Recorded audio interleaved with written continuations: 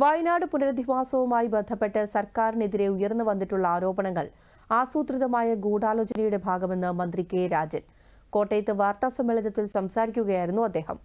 ചരിത്രത്തിൽ ആദ്യമായാണ് ഇത്രയും കുറഞ്ഞ കാലം കൊണ്ട് പുനരധിവാസത്തിനായിട്ടുള്ള ഒരു നഗരം പൂർത്തിയാവുന്നതെന്നും അദ്ദേഹം പറഞ്ഞു. ചൂരൽമല ടൗൺഷിപ്പ് സംബന്ധിച്ച് തെറ്റായ പ്രചാരണമാണ് നടക്കുന്നതെന്നും മന്ത്രി പറഞ്ഞു. എവിടെയും ഇല്ലാത്തതുപോലെ ചരിത്രത്തിൽ ആദ്യമായി പുനരധിവാസത്തിന് വേണ്ടിയിട്ടുള്ള ഒരു നഗരം കുറഞ്ഞ കാലങ്ങൾക്കിടയിലുണ്ട്. കേരളത്തിൽ ഗവൺമെന്റിനെതിരായി ഇപ്പോൾ ഈ ആരോപണം ഉന്നയിക്കുന്നവർ യഥാർത്ഥത്തിൽ ആസൂത്രിതമായിട്ടുള്ള ഒരു ഗൂഢാലോചനയുടെ ഭാഗമായി നടത്തുന്ന ആരോപണങ്ങളാണ്. അവര് പറയാൻ തയ്യാറാകണം. ഇപ്പൊ ഒരു പടം കണ്ടു ഞങ്ങൾ.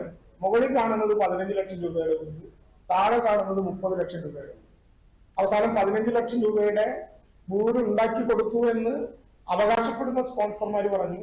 അതിനുള്ള തുക 15 ലക്ഷമല്ല, എത്രയാണെന്ന് വെളിപ്പെടുത്താൻ ഞങ്ങൾ ഉദ്ദേശിക്കുന്നില്ല. ആരുടെ നേരെയാണ് ഈ ആരോപണം?